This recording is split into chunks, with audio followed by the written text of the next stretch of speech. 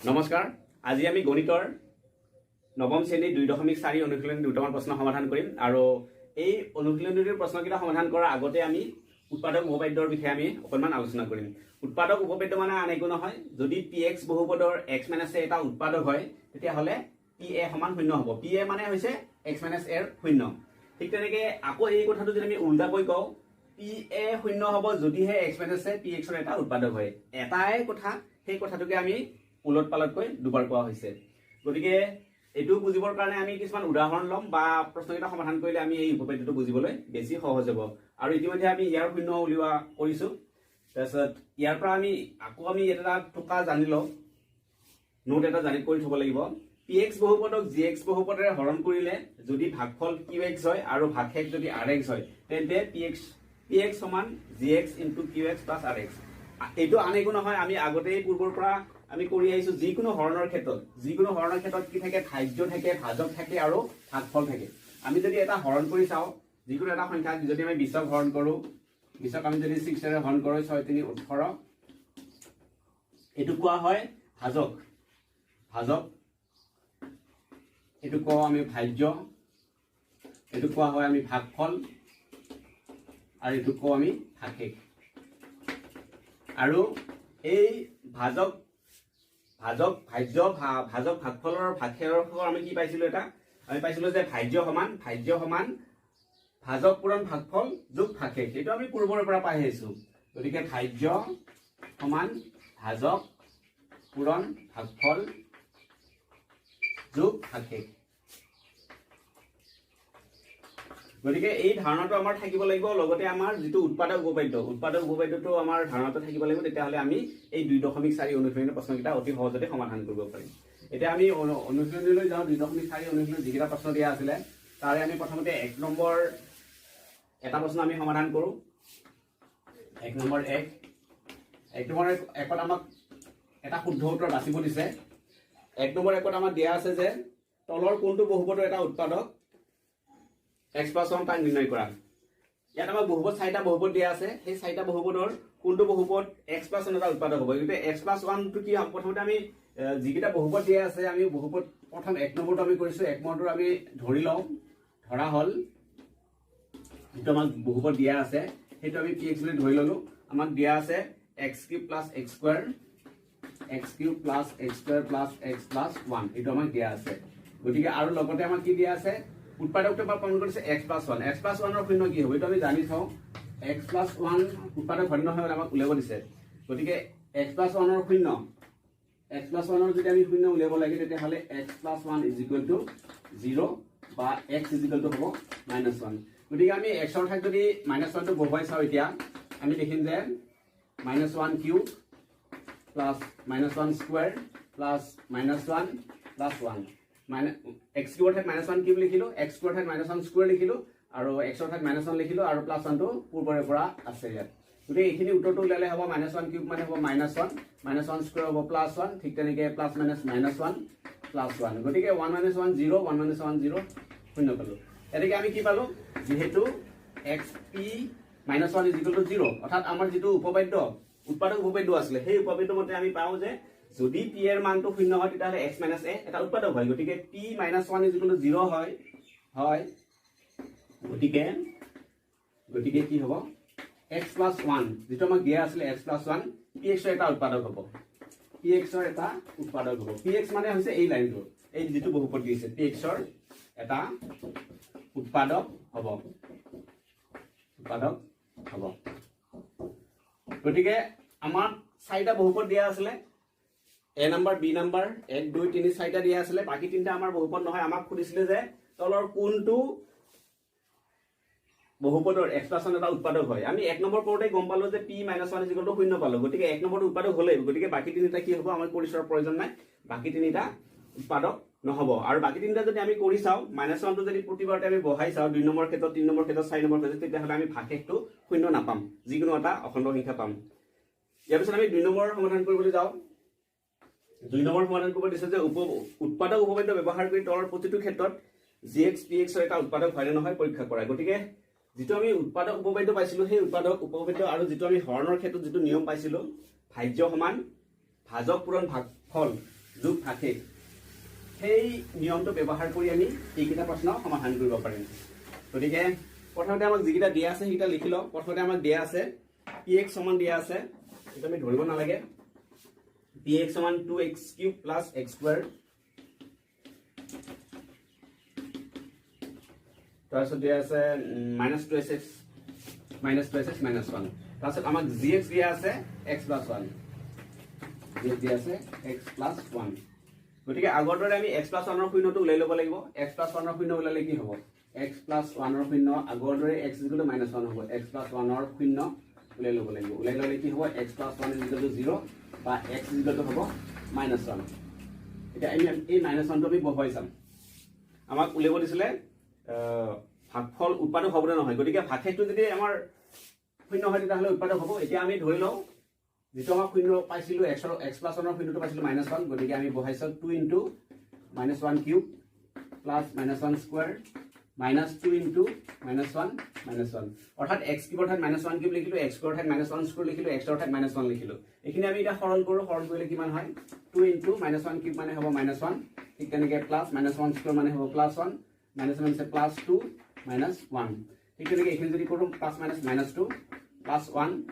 +2 -1 এটা মুখমুখি শূন্য হৈ আছে 2 - 2 0 1 - 1 0 হৈ আছে গতিকে এটো আমাৰ 0 পালো এটা কি আমি কি পালো যেহেতু আমি লিখো যে আগৰ দৰে p - 1 = 0 হয় 0 হয় গতিকে gx px এটা উৎপাদক হয় gx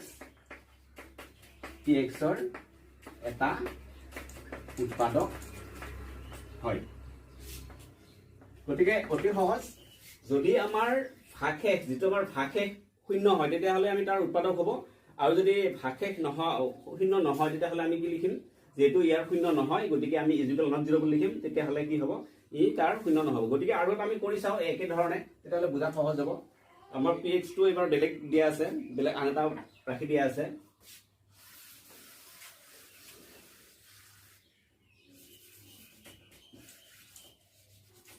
এবাৰ আমাৰ px টো দিয়া আছে x³ + 3x² x³ + 3x² + 3x + 1 + 3x + 1 বুলি দিয়া আছে যেটো আমাক বহুপদ দিব লাগে ভাজ্য যেটো আৰু gx দিয়া আছে x + 2 গতিকে x + 2 ৰ যদি শূন্য উলিয়াব লাগে তেতিয়াহ'লে আমি লিখো x = -2 ডাইৰেক্ট কৰিলে x + 2 = 0 বা x = হ'ব -2 এটা আমি -2 বহাই চাও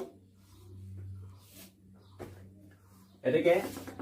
x অৰ্থাৎ আমি -2 বহাই চাও -2 বহালে কি হ'ব -2³ x³ মানে -2³ + 3 * -2² x² means -2² + 3 * -2 + 1 এখিনি যদি আমি সৰল কৰো -2³ কিমান হ'ব -3 আছে মাইনাস থাকিলে 2 3টা পৰা 2 পৰা 2 পৰা 2 8 হ'ব ঠিক তেনেকে 3 * -2² মানে -2 * -2 + 4 হ'ব তাৰপিছত প্লাস মাইনাস মাইনাস 3 * 2 6 হ'ল +1 এখিনি আমি কৰি চাও এতিয়া -8 + 12 + 6 + 1 এখিনি আমি যোগ কৰি যদি 12 + 6 18 + 1 19 -8 11 এটো আমি যোগ কৰিলে 12 * 18 19 19 ৰ পৰা যদি আমি 8 বিট কৰো 19 ৰ পৰা 8 বিট কৰিলে আমি 11 পালো গতিকে আমি কি পালো ইয়াত আমি p - 2 এইটো শূন্য নহয় যেটো এটা হয় বুলি লিখব নালাগে যেটো p - 2 = not 0 গতিকে gx px ৰ এটা উৎপাদক নহয় এইকেইটা আমাৰ শেষ হৈ গ'ল গতিকে ঠিক বাকি কেইটাও ঠিক একে ধৰণে আমি কৰিব পাৰিম ইয়াৰ পিছত আমি 3 নম্বৰ প্ৰশ্নলৈ যাও 3 নম্বৰ প্ৰশ্ন কৰিব দিছিলে যে x - 1 px যদি এটা উৎপাদক হয় তেন্তে তলৰ প্ৰতিটো ক্ষেত্ৰত কেৰ মান নিৰ্ণয় কৰা অৰ্থাৎ আমাৰ 3 নম্বৰ কি কোৱা আছে x - 1 এটা px ৰ উৎপাদক হয় বুলি কোৱা আছে গতিকে x - 1 ৰ আমি শূন্যটো উলাই ল'ব লাগিব প্ৰথমতে আৰু আমাক px টো দিয়া আছে px টো আমাক দিয়া আছে এটো আমি লিখি ল'ব লাগিব ঠিক একে ধৰণে প্ৰথমটো আমি যেনেকৈ কৰিলো 2 নম্বৰটো ঠিক একে ধৰণৰ হয় 3 নম্বৰটো ঠিক একে ধৰণৰ প্ৰশ্ন হয় ইয়াত আমাক px টো দিয়া আছে x² + x + k 3 নম্বৰ একত দিয়া আছে x² + x + k আৰু আমাক gx টো অৰ্থাৎ উৎপাদক হয় নহয় যেটো আমাক আমি ধৰি লৈছো gx ধৰি লৈছো gx টো আমাক দিয়া আছে এটো আমাক x - 1 গতিকে আমি আগৰ দৰে x - 1 ৰ শূন্যটো উলাই ল'ব লাগিব x - 1 ৰ শূন্য উলালে কিমান হ'ব x - 1 = 0 x = 1 হ'ব গতিকে আমি কি কৰিলো এতিয়া আমি আমাক কৈছে যে টো ইয়াৰ পৰা উৎপাদক হয় বুলি কৈছে আমি লিখিম যে যেহেতু x - 1 px ৰ এটা উৎপাদক px ৰ এটা উৎপাদক এটা আমাক প্ৰশ্ন দিয়া আছে উৎপাদক হয় তেতিয়াহলে যদি x - 1 যদি px ৰ এটা উৎপাদক হয় তেতিয়াহলে যেটো x ৰ শূন্য আছিল সেই শূন্যটো বহুৱালে x ৰ শূন্য মানে x ৰ ঠাইত 1 বহুৱালে সেইটো নিশ্চয় শূন্য হ'ব লাগিব কাৰণ এইখিনি শূন্য হলেহে x - 1 টো তাৰ উৎপাদক হয় এতিয়া আমি এই মানটো বহাই দিও এই সমীকৰণ 1 স্কয়াৰ প্লাস x ৰ ঠাইত 1 প্লাস k ইকুয়াল টু 0 এখানে যদি আমি উলিয়াও 1 স্কয়ার প্লাস 1 2 হ'ব 2 প্লাস k সমান 0 বা k টো ইফালে ৰাখি 2 টো ইফালে লৈ গলে আমাৰ k মান ইকুয়াল টু -2 হ'ব গতি k মানটো নালে হ'ল আমি এটো এবাৰ আকৌ এবাৰ ৰিপিট কৰিছো আমাক দিয়া কৈছিলে যে যদি x - 1 টো x square plus x plus k এটা উৎপাদক হয় তেন্তে k এর মানটো উলিয়াব লাগে কাৰণ আমাৰ বহুপদত k এটা আছিল আৰু আমাৰ সেইটো কথা আমি লিখিছো x - 1 px এটা যদি উৎপাদক হয় তেতিয়াহলে ইয়াত যেটো আমাৰ শূন্য পাইছিল x - 1 ৰ শূন্য এই শূন্যটো বহালে কি হ'ব 0 হ'ব লাগিব তেতিয়া হেটাৰ উৎপাদক হ'ব যেটো আমি উৎপাদক উপপাদ্য পাইছিল আৰু সেইমতে আমি এই বহুপদটোত আমি উৎপাদকবোৰ বহাই দিলো যেটো আমি শূন্য পাইছিল হেতু বহাই দিলো 1 পাইছিল আমি শূন্যটো x ৰ শূন্য x - 1 ৰ শূন্য 1 square plus 1 plus k x square ঠাইত 1 স্কয়াৰ x ৰ ঠাইত 1 প্লাস k এখিনি আমি যোগ কৰিলে 2 প্লাস k k = -2 তাৰছত আৰু আমি এটা প্ৰশ্ন কৰিছা 4 নম্বৰ এটা প্ৰশ্ন কৰিছা তেতিয়াহলে বাকি প্ৰশ্নকিটা কৰিবলৈ সুবিধা হ'ব 4 নম্বৰত আমাক কৰিছে যে উৎপাদক বিশ্লেষণ কৰা এটা আমাক বহুপদ দিয়া আছে হেতুৰ আমাৰ উৎপাদক বিশ্লেষণ কৰিব দিছে